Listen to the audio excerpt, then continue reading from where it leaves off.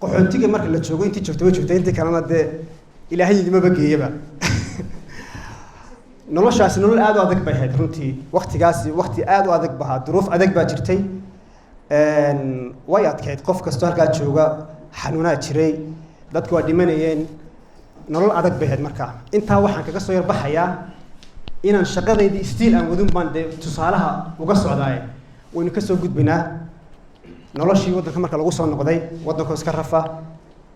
ayaan dib ugu noqonaya markaas inaan lifestyle-ka ay ka sheekay baa halkan ay ka soo dhex baxaysaa marka qof walba wuxuu doonayo iyo questionskan doonayno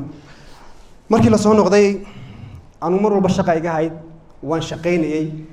ganacsi baan ka shaqaynayay ganacsigu mid aan leeyahay ma ahayn shaqaale ayaan ahaa bakhaarada ka shaqaynayay ina yaroo shaqaalaan ahaa oo dheefta ka soo baxdayna reerkooda u geynayay waxbarashadeydii baan dib u bilaabay markaas waxbarashadii markaan waxoogaa ku jiray shaqadii ayaa waxaan damcay inaan iska joojiyo si aan waxbarashadii sii wado waan joojiyey waxbarashadii baan waday waxbarashada waqtigaa la dhiganaya waad garan kartaa marka waqtiga lagu soo nacdo waxbarashada ka sheeganaya waa private iyo wax la tagay noloshii xaafadda hooye markaa garwadayn ka ahayd quutul daruuriga iyo shaqada gurigaba ayaa adkaatay way cuntami weyday inaan sii wado shaqada waxbarashadeedii gaab baan geliyay waan joojiyey shaqadan dib ugu noqday still ma haysto waxaan anugu ka shaqeeyo oo aan leeyahay laakiin waxaan weli ahay qof shaqaale ah duruufta xaafadayda haysata ayaa ii saamixi weyday in aan waxbarasho wado kadib dib baan ugu noqday ganacsigii iyo wixii aan ka shaqayn jiray shaqaalaan dib u noqday haddana tii anigoo ku jira oo ay aragnimadeedii shaqadu sii kordhiso maalinba maalinta ku xigta oo aan isleeyahay maantaad halkii hore kasii wanaagsan tahay mid waan idin xasuusinaya intaan ku jiro shaqada isma dareensiyo inaan xanuunsanayo isma dareensiyo inaan shaqaalahay isma dareensiyo inay baahi hayso energy-gaan ku shaqaynaya waxa weeyaan vision baa ii muuqda markaa waxaan niyaddaygaga jira maalimaha ka mid ah inaan noloshan ka bixi doono taasaa mar walba qalbigay ku jirtay marnaba isma dareensiyo waxaan ahaa shaqaale xaqiiqda marka laga hadlay iskuma ammaanaya ciddu u shaqaynaya daacad u ah mar waxaan soo jiray ilaahay ku cadaabi doonaa salaad ku jiraan meel ka jiro soo ma ka baxda salaad halka ma hagaajis daacadnimaday ka muujinaysa yacni inaan shaqada daacad ah anyway hadafkaygu wuxuu ahaa inaan maalimaha ka mid ah ka bixi doono wax iimaankayga intaas ma ku jirtay way ii socotay shaqooyinkii midba mid markaan aan ku bedelo fursad aan imaka markaan wax badan ogaaday aan dayacay baa jirto doonayo maadaama aynu taariikh ka sheekeyno waynaynu ka faa'iidaysanaa maxaan ka faa'iiday sheekada fursad aan dayacay oo imaka intaan aan weynaaday dee waayo arag noqday wax walba bartay ayaa jirta maxay ahayd waqtiyada aan ka sheekeynaya waxa weeyaan waqtiga dalka lagu soo noqday 1992 94 96 97 soo taxadulina intaas waxay ahayd ganacsiga waqtigaa dalka ka jiray dad gaar ayaa gacanta ku hayay baahida dalku way iska badneed laakiin opportunity-ka businessku aad buu u weynaa yacni qofka hadduu wax yara salaa samee bum waa ku qarxayay laakiin aniga iguma beereen markaa inaan entrepreneur noqdo wax aan leeyahay anuu aan sameeyo balse waxa igu beernaa inaan shaqeeyo soo gaabka halkaa waxaan geliyey fursad weyn oo aan u arkay haddaan isku dayi lahaa waayo energy meelahaan ka shaqeynaya cidda la-aan uga khibrad badan product halka laga keeniyo transactionka cidda dhex maraya customerka iyo qofku xibinaya waa aniga wixii qofka haya waa aniga waan awoodi kariyay automatic intaan meel iska kareysto inaan waxaan bay iibiyaano laakiin igumay soo dhicin waa taan u baahanay inta halkan hor fadhida inay qaar badan oo ka mida maanta ay haysataa laga yaabaa inaad ka shaqaynaysid shaqo fiican waayo aragnimadeedii aad leedahay inaad wax abuuri kartaa waa easy weeyaan haddii lagu idhaa wax ma samayn kartid waa been weeyaan rag iyo dumarba waa loo sameeyaan fursaddan baan ka faa'iideen sidii bay iskaga socotay noloshii nin weyn baan iska noqday waxbarashadii baan dib u yar bilaabay marna waxbarashada kama tegin intaan ka kari karaaba waxay noqotay markaa life style-kii noloshii la isbedesho halkaa markay noloshu marayso waa iska garan karaysaana waaye kalaa soo biiray markaa nolosheeda markaa waaye kalaa kusoo biiray waxa kusoo biiray waaye runtii nolosheeda wax badan ka bedelay waxaan isu diyaariyey dee markaa nin inaan noqdo sheekaya dee hawlihii baad garanaysaa bilaabo arrin aada u xiiso badan bay ahayd dhalinyarta waa iska ogtoo qofku marka waayahaas ku soo galaan tensioniskaaga wax badan bay ka bedelayaan ayadoo waayahaas igu jiraan oo markaa dee nolosha aan dhex galay shaqadiina aan wado ayaa nin aanu saaxiib nahay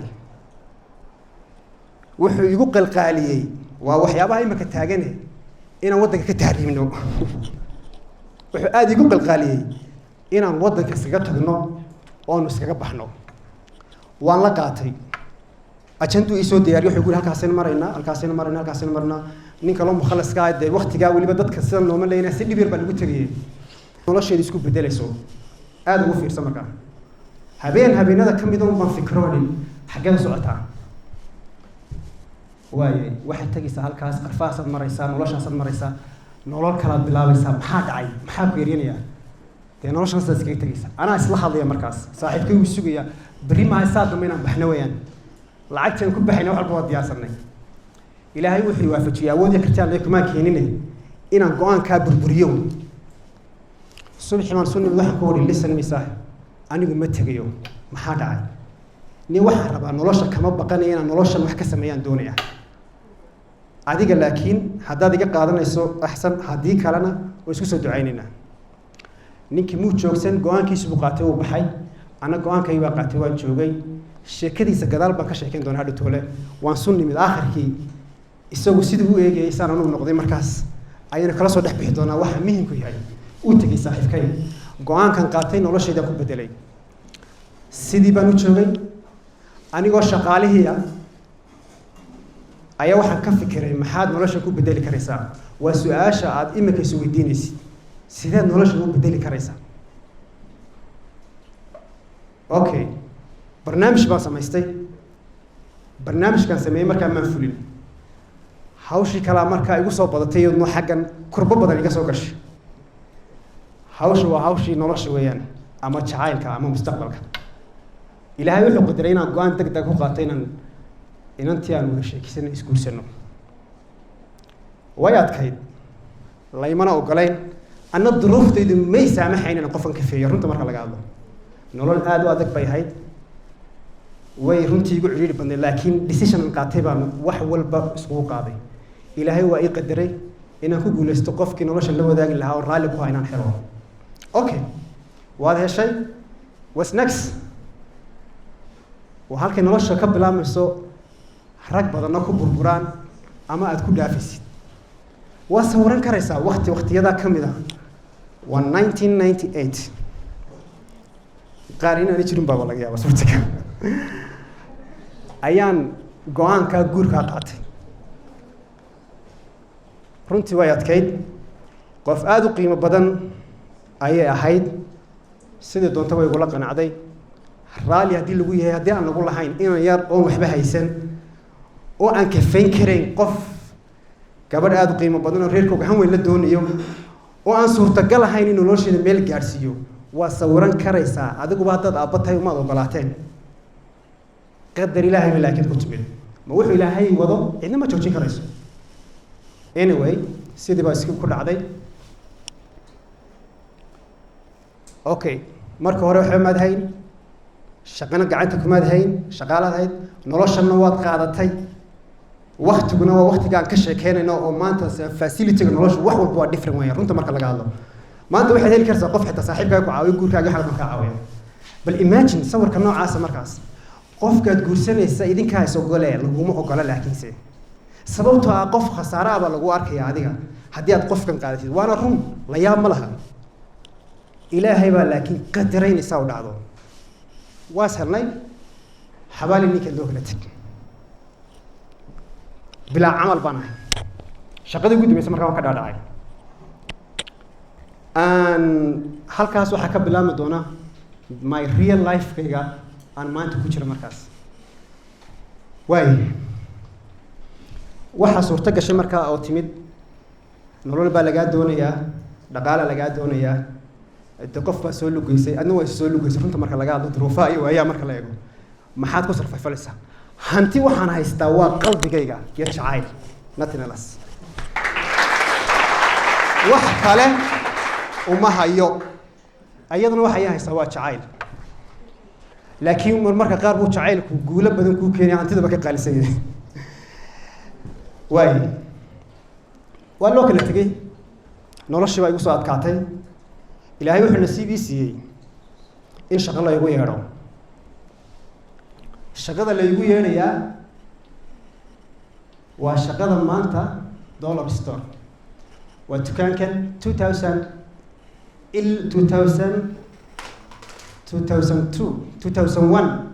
ayaa laga furiyay halkan goobtan agteena ah uu cusub yahay waa marka hore wuxuu ahaan jiray halkaas marka dukaanka halkan loo soo rarayaa waxa lahaa Allah daayanin Cabdixakiin Xaaji Ciid la yiraahdo Mareykan ka yimid dukaanka wuxuu ku wala jiray marka hore halka production ku yimid jirna waxa ahaan jiray waxyaabahan cuntooyinka waxaas dhar iyo waxa kuma lahayn shaqo in yar mooyaane marka uu soo raray xaggan u keenay uu yeeray wuxuu igu yiri waxa rabaa inaad la shaqaysid waa fresh truck marka de shaqo ma diidee ilaan waxba iga dambeeyay waa heebaan waan ogolaaday shaqadeedii ugu horeysay marka barmarka hay'ad halkaas ka bilaabay waxaan markaa ka shaqeynaya lifestyle-kay waxaan jiray anaa marka hore iska jeclaan jiray waxyaabaha inaan ka shaqeeyo shaqadu iguma cusbo waa aragnimo shaqo iyo de ganacsigii waan leeyahay isagu wuxuu igu soo xushay waa intaas shaqadii baan galay muddo markaan shaqeynay waxa soo baxay markaa afkaartii dhabtaayda igu jirtay ganacsiga aniga igu abuurneed in habeen iyo maalin ula jirayniyo goormaad waxaas u samaysaa waxaan isiri halkan ka suurta gali laakiin awoodeedii ma lihiyo shaqaalan hay anu familka meeshana Mareykan bay ka yimaadeen soo waa dareemi karaysa maxay adiga ku dareemayaan inaan yar oo de waxaan waxba ka garanay laakiin waxaan soo haystaa inaan boqolkiiba boqol ka khibrad badanahay because of environment-ka waddankan uga khibrad badanahay waan dukaan ka shaqeeyay alaabtii taale waxay food staff iyo waxyaabo noocaas ah waxaan go'aan ku gaaray inaan soo jeediyo fikir in la bedelo waxaan gabigiisa business model-ka in la bedelo waan soo jeediyay runtii iga may qaadan waxay yiraahdeen wayna eegi doonaa wax noocaas ah waan niyad jabay nin aan wada shaqeyn jirnay oo markaasna ila joogay oo imaka Ingiriiska ku nool imaka maalin dhoweed buu yimid maanta aan ila soo hadlayay ayaa igu yiri maxaa adiga ku kalifaniyo waxaan ku waayo maxaa waxaan lagu ka shaqeeyno ka shaqeyn mushaarkeena oo qaadanahay badahan lama galay iska daa dadka wax kaama qaadanayaan waxaan ku wadi dam baan ahay ana nacasa hadaan qofkan la joogo wax u sheegin liana sababta hada dheefteena ku jirto waa inaan wax u sheegnaa haduu doonayaan u qaadanay runtii uu ila yaabay fikirkeena lama qaadan buug iyo qalin baan soo qaatay waxa aan design gareeyay halkaana waxaan doonayaa inaan tusaale ka yar bixiyo war markaad doonaysid inaad entrepreneur noqotid ama aad wax abuurtid fikradu way kugu jirtaa laakiin soo saar dibadda soo dhig qoraal u bedel academy u bedel waa wax aad u muhiim ah waxa aan sawirayo markaa ka shaqeynayay dukaankan imaka siduu yahay ayaan business model-ka ka fikiriyay baan bedelay anaa ku dhex sameeyay meesha qoraalkii baan sameeyay sawiraan sameeyay sida design-ku yahay ninkaas uu yimaadaa wuxuu igu yiraahdaa ninkaan wada shaqeynaa waalidii hore markaad waalid ku darsato buug iyo qalin ku mashquul saabay igu yiraahdaa aniga xanuunka yahay maskaxda iga gubaya isaga ma gubayan runtii maxaa dhacay baan ku oday suudi war dadkan waxba kaama qaadanayaan waxaan maalin boqol qoraysiyo waxaan sawirta iska daa kalmad buu ilaahay iga yeersiiyay hadda ninkaas isaga lafirkiisu ma sha Allah uu liimaanay Ingiriisku jooga jaamacadda sanadkii u dambeeyay ku jira maalin dhaweed buu yimid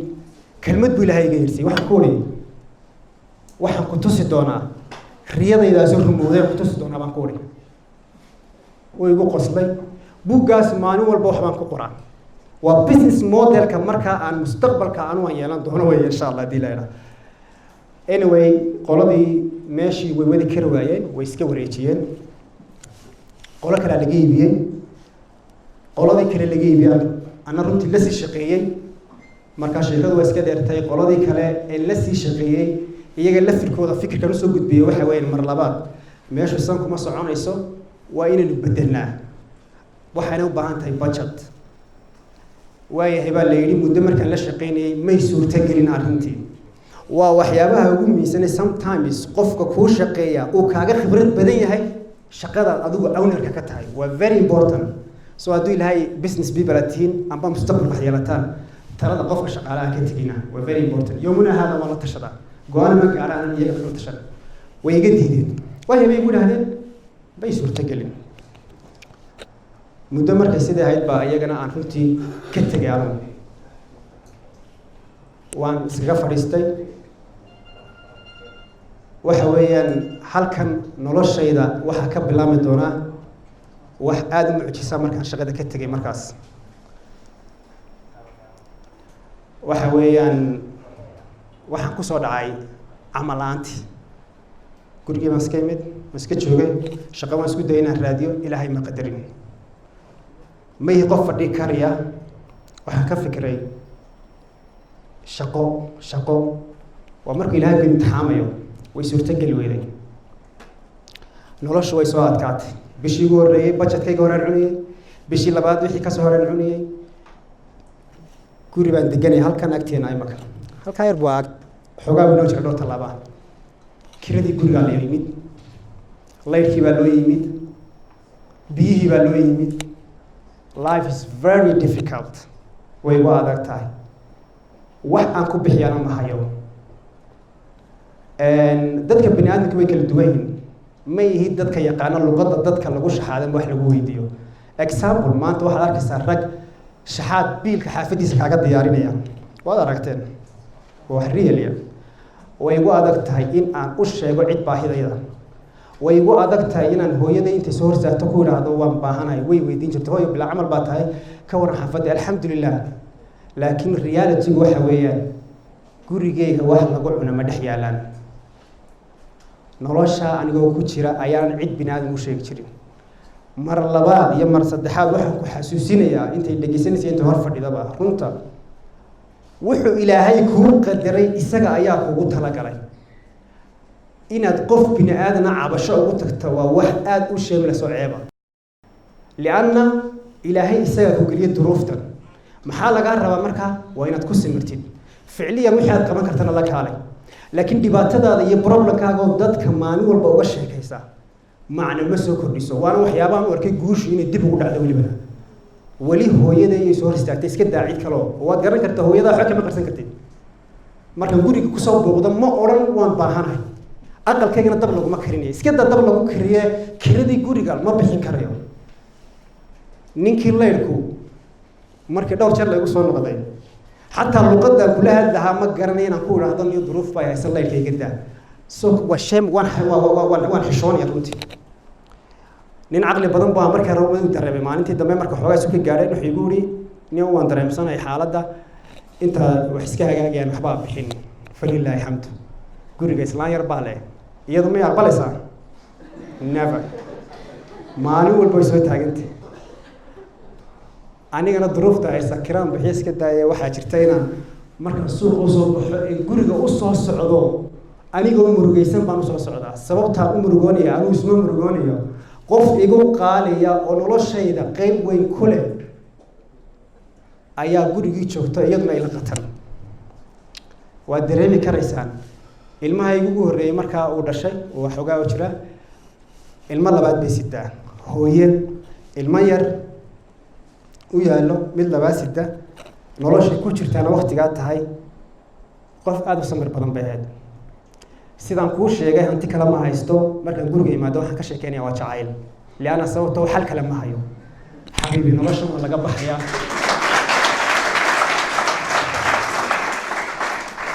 waxaan kuu ballan qaadaya ilaahay baa igu ogey waxba ma ogide laakiinse waan hore kugu sheego uri iimaankayga waxaa ka buuxinaa nolosha ka bixi doono in maalin maalimaha ka mida noloshan aad ka bixi doontid maxabiib waxbaa warwarin way igu tidhaahdaa way iska hagaagaysaa laakiin waan ogahay indhahay kor ma eegi karayaan inaanay waxba cunin waaye duruuftii iyo noloshii anigoo sidii ugu jiraa ayaan haddana isku qaadan sir bal stresska iskaga biisiday bal waxbarasho dib u gal wax yar lacag yar baan maalin helay waxaan tegey cabdillaahi muuse oo garanaysa iskuulkaasa duugu noqday xoogaa markaan dhiganaya bil iyo wax noocaas ayay noloshii ii saamixi weyday inaan dhigan karo waayo sababtoo maskaxdu waxay u baahan tahay markaad mas-uuliyad qaadid iyo markaad qof caadiya tahay way kala duwanta heer waxaan gaadhay aan waxba wadi kari weydo waan iska joojiyey waan iska soo noqday duruuftii ilaahay sidii uu kasii adkeeyay haddana islaantii guriga ayaanu isqabsanaynaa markaas inankeedii bay ii soo dirtay waa ninkan guriga iga saar ninkan guriga iga saar uu yimid oo la hadlo waxaan ku wada qadar ilaahay baa jira waxana waa laga baxayaa isug baan ku insha Allah hadii la yiraahdo nin aqluha adigu yar sugay suuqa hadaan soo baxo waan igu ku sheego meelihi luqada lagu hadlay dadka lagu shaxaado ma aqaan waan ka xishoonaya deetana habeenada kamida waxyaabaha muujisada igu haa ayaan in aanu saaxiib nahay ayaa igu yiri namar weyn casho taginay waanu soo raacnay ilaahay baa igu ogay ninkaasi cashada igu wado damiirkaygu ima siinayaan aan cuno si aan ku iraahdo lacagta cashada iisina ma garanayo hoteelkan ku yaala warsame loo oran jiray waan soo fadhisanay waqtiga hoteelada ugu khatarsan buu cashada laga cuni jirina haafeen iyo maxaan ku iraahdo waxa saayeen ex-kawaagi mala ninkii casho dalbay anu ma dalban dookhayga ma dalban ba isaga marka dalbay waan foorraas aanu foorra waxaan is weydiinayaa Axmedow ilaahay baan kugu dhaariyay ma cashaad halkan ku cuni qofkaad ogeedna ma guriga ku kaajoonaysaa wallahi damiirkaygu weysiin waayay awood aan ugu iraahdo cashadan iyo aan ku bedesha lacagna afkana waan ka xishoonayaa waxaan is weydiiyay maxaa samaysaa macashay safari ku qaata aduu go'aankii ugu dambeeyay gaadho wax noqdeen ku iraahdo niyo waan yar xanuunsanayaa waxba caloosha wax ka yar dareemaya safari ku sii qaadanaya cashada isaga laakiin uma sheegayo inaan u qaadayo duruuf darteed gurigii baan tagay waan tagay waxaan ku dhahay waxana noo sidaa ahay ku tiri xawi adu iska cun waan waxbaan helay iska cun may baan ku wari waa iska sheer garaynay halkii baan xiisadii ka galay hadana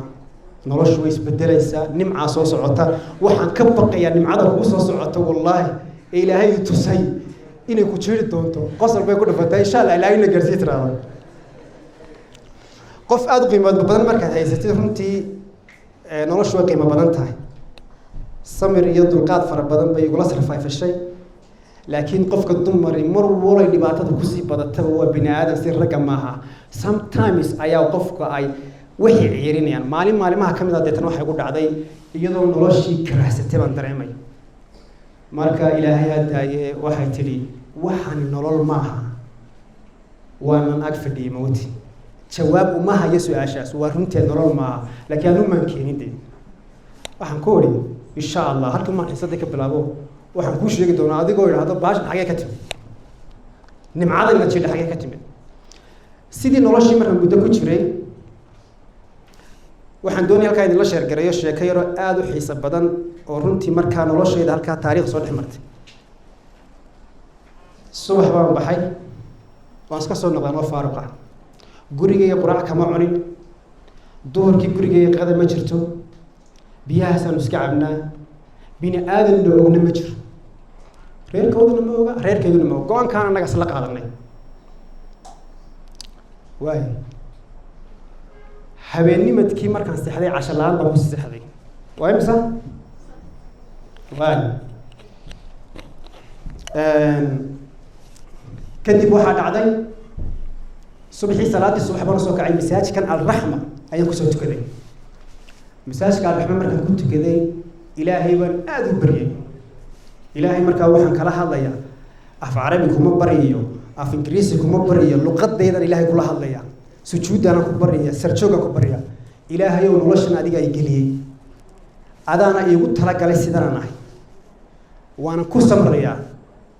ilaahay oo iga soo gabagabay yaan igu daba dheeraanay intaas ilaahay wadiistay ma diidin laakiin nolosh masaajidkan ka soo baxay luuq yaroo ku yaala alraxma ka soo horjeedkeedo imika waxa weeyaan jamaaca weyn baa ku taala meel yaroo laga baxaa jirto wada halkaasaan fadhiistay waa 5 subaxnimo iyo meelahaas waxaan is weydiinayaa xagee tagtaa waxay naftu igu tiri nin wadadaas ka maro ilaahay bal 500 shilin meelaha ka hesha hadaad heshid bal daydayo bal roodhisiyo xaafadigii waan soo dhaqaaqo bartana soo lugay ilaa khayriyado 500 lama waray waxaan arkay gaari subaxa markaa inta badan baabuurta waa inay xamuulka subaxii soo galaan xamaaliin baabuurka rogaysa waxaan si xamaalka ma gasha awoodeeda gadbad ma qaadi karayso inaan galayska daayinaan u dhawaadana iyagaaba isku leynayba baashi anoo sidiis kaga marugaysan baan gurigii tago marka kadinkan yar u jiraan wajigayga bedelo farxad sii geliya ku wari halkii maanta xisad baan bilaabayaa hayo iska war fiicanta alxamdulillah ilaahay khayr buu inoo ogey maxaad haysaa si igu tiri waa sidii maalintaasi waxaan qatanaa 48 hours waa 2 maalimood saacadii 49aad ayuu ilaahay afkayga wax soo geliyay believe me magaalada Hargeysa joogaa in hebel baan ahay I don't care about that saacadii 49aad ayaa afkayga wax soo galeen marka taariikhda nolosha waan ka boodaya insha Allah waxa laga soo gaa waqtiga ka dhow in yaro hadaba xusuus halka doonayaan geliyo halkii aan saa u fadhiyay ku dareysana noloshii doorta waan ka baxay nolol kala galay shaqadii waa dib u noqday waa la yeeray shaqadii kadib finally wax noqotay meeshii adigu in dadkii dambe ugu tagay waa isla dollar store-kii qoladii markii dambe ku iibsatay inay meeshii iyagu yiraahdo waan fasaxaynaa iibaan u soo daydayno iibkii loo waayo finally meeshaasi calaaya hal 2002 February ayaan anigu deyn ahaan kula wareegay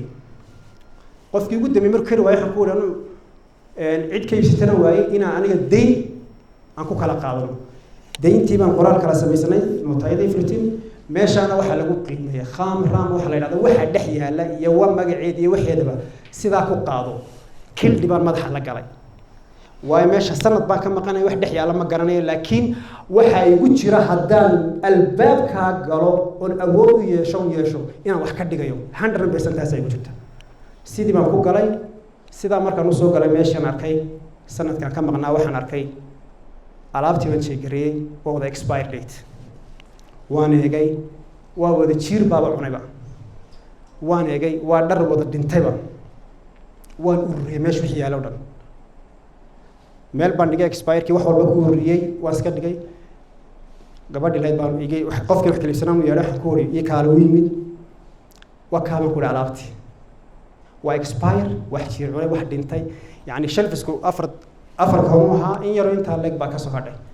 way naxday maxaan sameynaa waxaan ku dhahan nixin lacagtii aan kuu ballan qaaday ku heshiinay waa halkeedii ii ducee productionkii waan qaaday yowmina hada gurigaygu yaala waa 15 years before 2002 February maanta waxaan ku jirnaa 17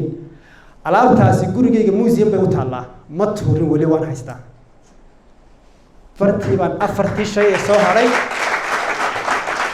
waxaan idin sheegayaa marka waxaan wax ka bilaabay marka reality-ga ganacsiga waa taxta zero intii soo hadhay baan ku tawakalay business model-kii niyadeyda ku jiray ayaan markaa fulinaya markaa business model-kii markaa bilaabay sidii baan ku bilaabay fashion and style inaan markaa dharka iibiyo bit by bit waxaan ka bilaabay wax ma haysto deyn baan wax ku qaatay meeshii waa eber inaan markaa bedelo meeshii inaan aragti la imaado inaan decoration ma awoodi karaan ku sameeyo meesha waxaan garanayaan ku xirxir jiray daah iyo halkaas maryo yar oo balbalaariyay qof waxaan ay ganacsi ku fiican oo dadkii inaan wax ka iibiyo marketingkii bac yar oo ila qabaan maryo ugu horeeyay ku soo iibsaday bacda yar ila qabada ayaan maryo ugu horeeyay dukaankeena ku soo iibsaday waan ku waday waxaan ka fikiri jirtay 10 gabdhood ma gaarsiin doonta 10 kartoon uu ilaahay gaarsiiyay 20 ma gaari doonta ilaahay uu gaarsiiyay gaari ma soo raran doontaa ayaa niyadeeda igu jirtay ilaahay uu gaarsiiyay container ma rari doontaa ilaahay uu gaarsiiyay ilaa yoomina hada mursal yar baan ka codsanayaa soo gabagabay ilaahay laakiin shay waan soo gabagabaynayaa ilaahay ganacsiga sidii ku barakeeyay sidii bay ku socotay maanta halkaa markaan taagnaa shaqada inta aan ku jiray waxa ugu miisan fariinteedu tahay habeen kaliya ma damqan jirin maalin kaliya ma damqan jirin waqtigayga inta ugu badan waan shaqayn jiray aniga salisaha aniga kaashiyaraha aniga alaabta keenay kama daali jirin lamana tashan jirin cid waa qodobkay ugu miisan waxa laga yaabaa in badan idin kamid in marka business ka hadlayaan dadka ganacsatada ka yiraahdaan ka waran waxaas I never ever qof ganacsatada la tashaday laana sababtoo ah dadkeena businesska waan ognahay markaad maanta adeerkaba kugu dhiba ganacsiga weydiisay barku weydiix ku taraa ka waran ganacsiga sidoo yahay waxa ugu horeeya koranaya waa iska caama ma ganacsiga sidoo hore ma aha wixii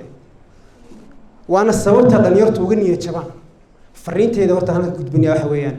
ha ka baqan nolosha waliba waxaad ogaataa arsaaqada adiga ku qoran hebel iyo heblaayo ma qorna inaad kaga fiicnaata laga yaabaa haddii soo maanta daarta daabshil kuma jirno business ku jira hadaad bilowday inaad adigu kaga fiicnaataa laga yaabo liana sababtoo arsaaqadaadu aday kugu xidhan tahay kuma xidhna businesska adigu samaysay marka cidna uma joojin jirin fikirkayga hadduu saliim yahay waan ku socdo sababtoo marka la tashi farabadan sameeyay dareen waxaad arkaysaa dad badan oo caqabad ku noqonaya waxa sameynaysa war waxa isma suurtageliyaan iska daa tusaale yar baan soo qaadanaya dollar store tafooq xagga sare ku taala markaan furiyay 2007 bay ahayd ninkii guriga lahaa markaan ka kireysanay guriga kharaabad buu ahaa iga kireeban ku orinta odaygu ila yaabo wuxuu ku yiraahdaa ma waalantay maxaad farsa meesha ma yaad iga kireeban ku orin aan soo fikiray waan ku noqday wuxuu yiri meesha mas'uul baad ka dhigaysaa maya ma dad baad aad ku sheer garoobeysaa maya anaa doonaya oo maxaad ka dhigaysaa de anaa doonaya iga kiree isagoo la waa Yusuf Jilc baa oday Yusuf Ismaaciil isagoo la yaaban oo qaadi kara la ayuu iga kireeyay عرض أديك بانكو قري مركان أنو سميي مالنتي الفري استراتيجية دانو لها اسمها لهن حتوات قاري لكن ذاتك واحد أنو قلت واحد وين الله يابله مركا واحد كوش شيء واحد فكر كجناعسية بس كحدا كوتشرا هكم بقن حداد كوقن عضو وين الفلسوية ترى ضفرها بدل واحد سمعني ساعة دان لا تشنها عيد مركب الدوال اللي يقولي وياك ودورنا يا واحد بقفة فوق فورية محمد وارنتهاي وما توجي marka horta waxa yaaba ugu miisan inta badan aan halka ka jeediyay waxa weeyaan aan baan faraya war hadii wax kugu jira oo aad ku qanacday adigu fulintiisa uu ku dadaalo la tashigiisa faraha badan wuxuu sameeyaa damage waxaan ku soo noqonayaa marka hadaan isiraado halkii maalintii aan fadhiyay 500 aan ka raadinayeen deeday 500 shilin ee aan xataa xamaalnimadina aan awoodi kari waayay qofka qiimaha badan guriga igu joogtay إلهي وحسام حي مدكدب إن صومر ماشي إلا يومنا هذا وان مراي أنا هو تجاري شن يلا واتنكون $1 دولستاعي ماشي والله العظيم $25,000 قاري أنا هو تون ليه هاي أيام دولستاعي ماشي مركزان إلهي لا هذي للما أنت هرنا والله هذي إلهي يكون عديقة كينة أود كمان كينينه ميت كبر إلهي وهاي قديك فرنت هذا ميسن وحويان حداد الله كحناتي taladaadu iyo go'aankaagu waxa xaqiiqa inaad guushaada gaarsiin su'aasha la isweydiinaya waxa weeyaan guusha halkee lagu gaar guush maxay tahay guush way ku agtaala laakiin ma garanaysid guusha hooyada ku gaarsiin mayso aabahana ku gaarsiin maayo saaxiibkana kuma gaarsiin karo guushu waa go'aankaaga iyo fikirkaaga bedesho weeyaan runta marka la soo sheego fikirkaaga bedesho ayaa guusha ku gaarsiin karaya haddaad entrepreneur noqotid oo مثلا fikrad ganacsiyo wanaagsan haysid ha ku mashquul inaad faarax iyo geedii la tashatid oo business ku jira tusaale yar nin shaqeyn jiray waqtiyada kamida ayaan fikrad ganacsi soo bandhigay wax ku dhaxan doonaya inaan sameeyo business model noocaas oo ila shaqeeya waan ogahay waan uga khibrad badanahay daanaba isaga shaqada training garay baray wixii igu jawaabay igu yiri marka waxaan ka eegay de balinu ila dareen noqdo saantu igu yiri واسك عادي أدو but I know وأنا في business كمان وأنا كفكر إنه successful يعني مدة كدب يسقى سمي business كي يومنا هذا أنا وكشقيا مرة كلها هاي ذاتك يعني فكر كمرة قف قاعد كترة وحاس وإن عقبات كود دكتا ين كنية شو بيسوي يعني لكن هذا أدو كوكنا عدد فلوسيد وحلاقي أنا successful كنا قتيد وحنكسر جبنا يا المسج كي جوّمي هنسنا أنا قد بيني وحويا هدي ولا لا رأي الدمر بقى سأقد ولوس ما هي فكرة جناعسي أي كوجرتو وأتسمين كرتا عيد كودي ذكرتها ما جرتو لكن هذا مر والبحر كيسكون حري conditions كإفق الله إذا هذا يسكده عيد نلاش إذا أنت عن سو وذي يجعل قبتي ما جرتو هل شيء بس لا ملا وشو تكون قاعد هذا سوق بجيبه وهو يدي مر بكدو عيسن شري يا إلهي يوم برتسد الله الله كحنا وإلا يومنا هذا تلاوة كستون قاضبة أن كأكل نتيجة إن الإله ما نروح شكتها يعني مرة كل إله ما حشته والله يوقفكم يسوي دي سيدا بلا الدعاء وكهذا يا وحاس دعاء وقال ولي تقول بشيء إله من لفق ذي أضو أفكع وكهذا ولي منه ريالي ما هالدعاء كما هذا أضو أفكع وكهذا إله ما كنت إله وحن دوني قرشنا عن السمايو قرشها سنة وحاسوي جبهية هاوش سنة ويقعدتي إله عونو ذا الدنيا تفعل كنا والله من يا إله يقول رجال يعني عدة لا تشتوى الله وما بعنا إن قف كلام بني آدم لا تشتت decisionka markaa wixii aad qaban karta qabo haddii lagu diiday waa haddaanay kuu fiicnayn hadduu kuu fulay waa guul baad gaadhay mahadnaq baa lagaga baahan yahay waxaan kusoo gabagabeynayaa hadalkayga cid guusha kaa hortaagan ma jirto adiga ayaa iska hortaagan adiga ayaa wax isku xidhay adiga ayaa maalin walba is yidhaahda maxaan ku rahdaayey wax walba haddii ka dhigay marka insha allah biidmillaah kariim barnaamijka soo gabagabeyn lahay waqtiguna igu dheeraaday intan inka badan inaynu ka wada sheekaysanaaba ahayd waan ka xumahay intaan dee wixii aan ka hadlayay aan wax tar u yeelan intii insha allah biidmillaah kariim ilaahay ku anfacana kulleyba waa tusaalayaal wixii kalena su-aalay nagu dambeyn doona aad iyo aad baad mahadsantahay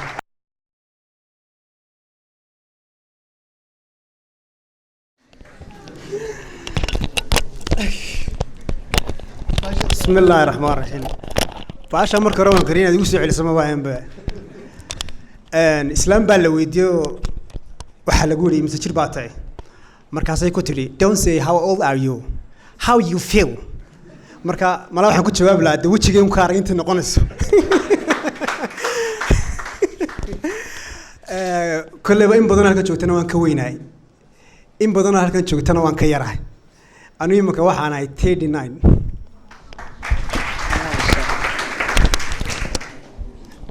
waxaynu geli doonaa runtii su'aalihii barnaamijka waan rajaynayaa runtii inuu ahaa barnaamij jawi kale ina geliyay inta aanan barnaamijkeedu kusoo wareejin waxaa jirtay in yaroo kooban oo axmed nagu yidhi gadaal baan idinkaga soo celinayaa waxaan ka codsanayaa ninkii tahriibay qisadiisii oo kooban degdega inaad waqti kooban noogu soo koobto saaxiibkay uu baxay wuxuu sii socdaba anyway Ethiopia maray وكبحي كينيا وتجي تنزانيا وتجي فاينالي عضو بحي سويسرلاند بوجوجا يومنا هذا يا وقت جاز شرعي جمويلين ولي وقت هذا كم ذلك كان يقول يميت وأنا سارقناي نلاشي كورا بانكيري أدوجا مرقودي إن بدنا ما نحريني وحوري أدو قول بد قاعدين ولي نلاشي سيد بان رفقي بوجرا مركا يعني تاسوح يرعى الدين سقفك هادو دلكي سآمنو إسلام مركانا أود دادا إلهي كسيي كميرا دلسيد إن تقولش جالسيد قولش إنه واحد إنسان كوش يجوا تعذيق مرور بيكو أكتر لا لكن هذا كبقنا إن تقولش ديات دونتيد مركان إنكي إمك على حال حاجة سوتشوا شرعي جوينا ولي مهرين ستيل ولي شرعي الرئيس ويان أنا الحمد لله رب العالمين هملوين كي جوا حكم إذا استجوا حنكوري يوروبينا كوي ما دال جيابا إن شاء الله دور دوّدهم يوروب تجي اسمانو عريسجي أنا إلهي ويسامحنا حتى يوروب تقو أنا markaa runtii define anaga hayn laakiin se waxyaayay himilooyinkayga ha kamida oo markaan ku leeyahay yani qofku mar walba niyada ku hayo alle sida ula xiriirisi bay waxyaabo badan runtii ku xiriiriyay guusha waan idin soo wareejinaya laakiin su'aal baan rabaa inaan weydiiyo Axmed su'aashaas oo ah tii xaggayga ugu dambeysay haddii aan waqtigeeda ka wada qaatanay raalli ahaada ilaahay uu naxariistay marwadii Axmed way geeriyootay marwadii runtii geediga dheer la soo guurtay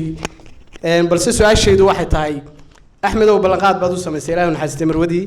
waxaad ku tii waynu ka bixi doonaa waqti kamid ah waqtiyada noloshanaynu ku jiro ma soo gaadhay noloshan Axmed ahaanad maanta ku jirto بسم الله والحمد لله noloshu qadar weeyaan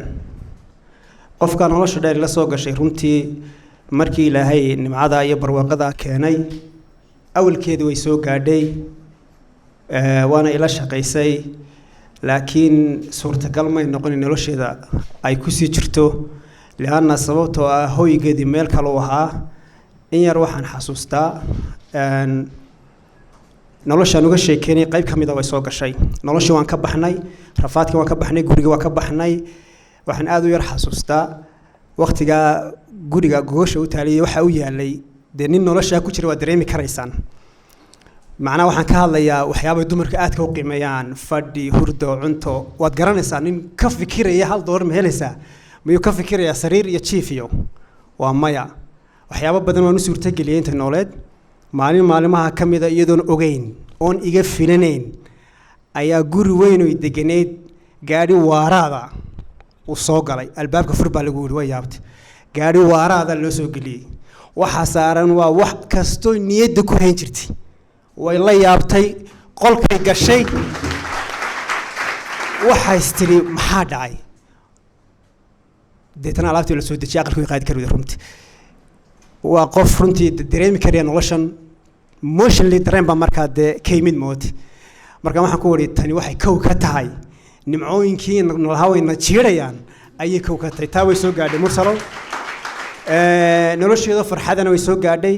runtii dad badan oo waqtigaa aanu ku jirnay nolosha adag duruufta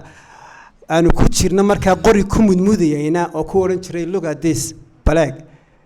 wixii shalay lagaala hadlayay inan yar waxba haysan baa sana ayaad guursatay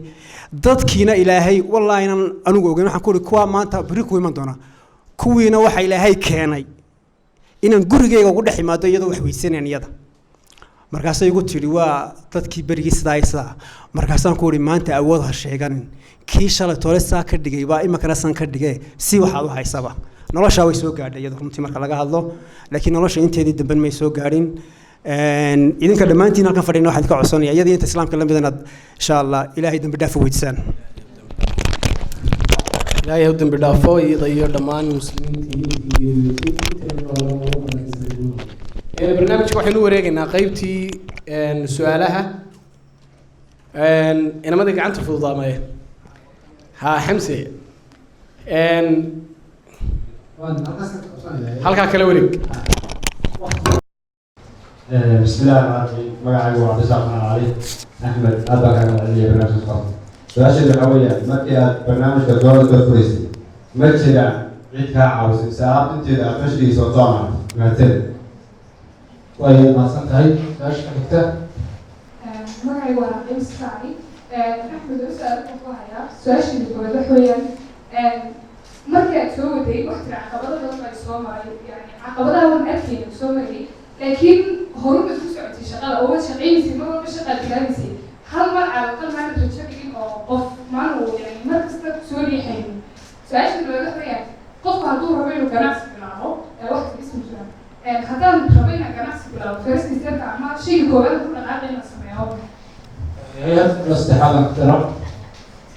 علي بسم الله مدرسة مثلا مصنعية سؤال شو معرفة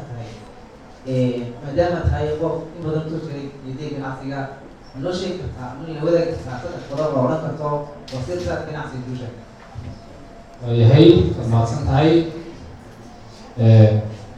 السلام عليكم ومعسنتي مرشدة أحمد هذا يكون معسين هاي بعدها بيهني بنحسي كوش نفتري أو محي هذه بدن بنحسي كوش نفتري رفاق صومري سؤال شو مديني أوحدة أحمد ودرير تقال بدن ويمكنهم فرديا يشكوطة إنك نحسرها kuwaasoo markay islaamadan ganacsada caqabadeegood maga caqabadaasoo ah kulli adigu maskaxaan markay darniyarta iyagu ma tashadaan qof bay talada la raadsadaan qofkoo talada raasada wuxuu noqon qof niyad jabiya oo dhabarka ka toogta ama ha ahaado mid ganacsada ama ha ahaado mid ganacsigu kasoo burburay marka su-aashaydu waxay noqonaysaa maadaama dhalinyartii marka ay qaar badan isticmaal shaqa abuura habkay ugu dhiiran lahaayeen shaqa abuurkaas macasidooda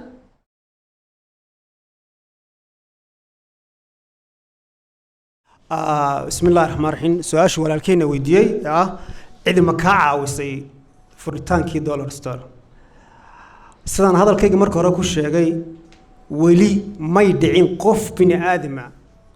bini aadama oo igu yiraahdo taageeraan kaasi waxaas ama garab ha igu qabto ama ha i caawiyo nolosha waxa ii sawirneedun hadafkayga hadafkaagu markuu ku sawiran yahay ilaahayna tala saaratid waxaan aamsanahay 100% inaad ku gaarsiis haddaan su-aasha kooban ka jawaabo cid gacan gaara iga siisay ma jirto dayn baan meeshii kula wareegay budget ma hayo suuqii waa ku cusubahay waxaa lagaa sugayaa kiro iyo laydh iyo biyo hadafkan igu jira ah inaan ka mari dhalinayo shaqadayda marka cabsi la'aanta iyo calool adayga iyo in hadafkaaga kuu muuqda waxay guul ka noqonaysaa inaad targetkaaga gaadho haddaad laakiin mar walba caqabada soo dhigto kaa hor imanaysaa oo mar walba waxaana ku haystaa istiraado ma dhaafi karaysid su-aasha labaad ay walaasheen weydiisay okay su-aasha labaad walaashaysi waxa weeyaan waa run caqabad badan baa kugu imanaya marna ma niyad jabtay bay weydiisay niyad jabka waxyaabo badan baa keena laakiin marka target leedahay way adag tahay inaad adigu naftaada haddaad ku tiraa su-aasha haddaan si toos uga jawaabo weli ismaan oo dhan waad niyad jabtay weli anigoo caqabado badan gelaya arkaya sometimes baan riski geli jiray sometimes baa laga yaabaa waxyaabaha aan gelayaa inay khatar yeelanayaan laakiin calool adeeg baan ku dhaafayay anigoo aaminsanaa inaan ka bixi doono dhibaato kasta kuu timaadana 10 bay kugu tahay marka dif wax la yiraahdo inaan isdhiibo may dhicin marnaba ganacsi marka la abuurayo tallaabada koowaad la qaadi karaa waa maxay su'aashaas aad bay muhiim u tahay waana su'aasha ugu badan ee dhalinyarta ka dhex guuxaysa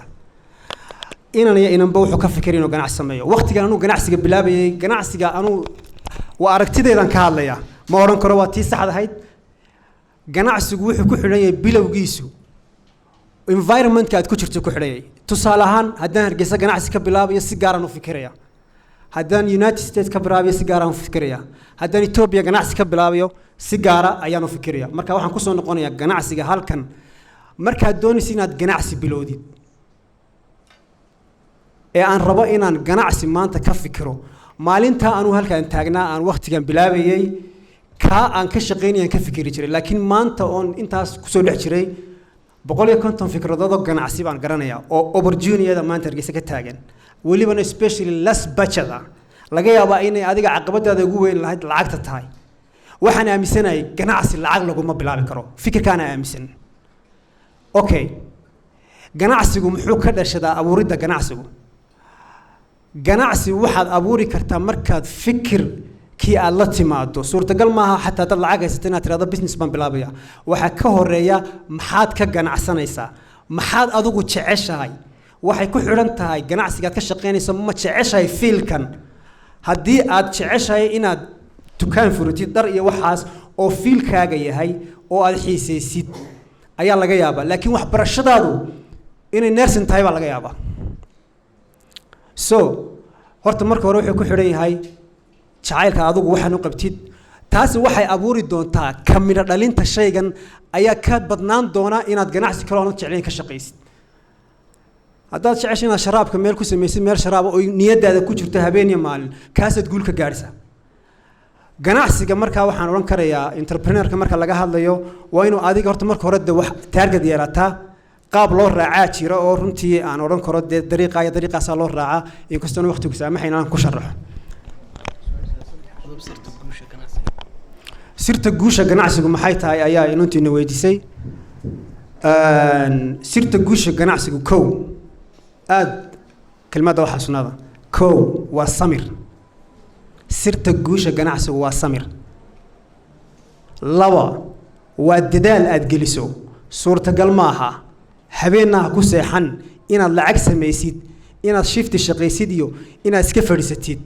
ganacsigu wuxuu kaaga baahan yahay habeen iyo maalinba shaqo fikir maxaan ku dhahay ilaalin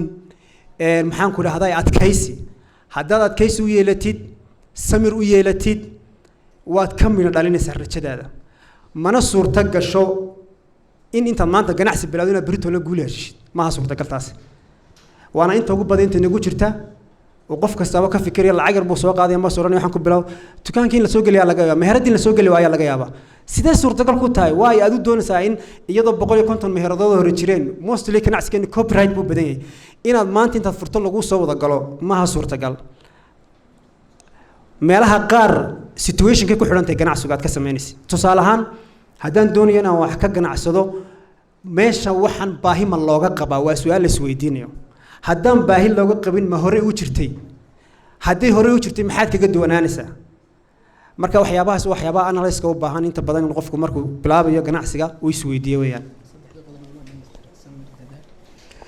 samir baa ka koobaa oo de wixii u baahantay shaqadii samir